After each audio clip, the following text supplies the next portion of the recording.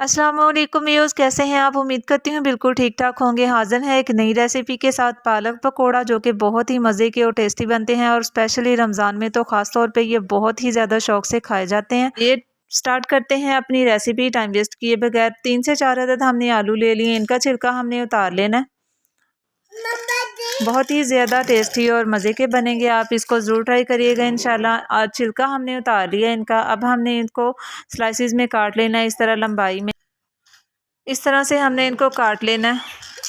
अब हम इसको बारीक बारीक इस शेप में हम काटेंगे।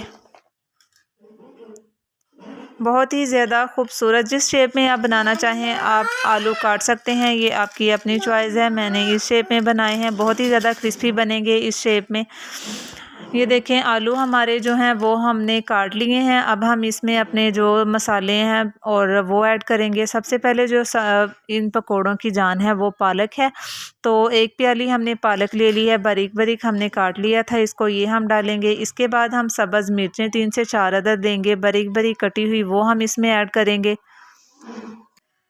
इसके बाद हमने प्याज लेना है, एक दरमियाने साइज़ का प्याज लेना है, बारीक बारीक, इसको भी स्लाइसिस में हमने काट लिया, वो शामिल कर देंगे। इसके बाद हमने बेसन लेना है, इसको हमने छान लिया था, 2 कप हमने बेसन लिया है। अब हम इसके अंदर 1 टेबलस्पून लाल मिर्च पाउडर डालेंगे, 1 टेबलस्पून हम इसमें नमक डालेंगे।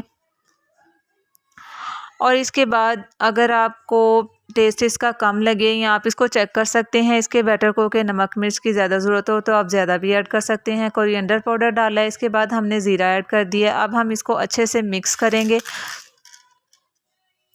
और इसके बाद हमने थोड़ा थोड़ा करके पानी इसमें ऐड करते जाना है।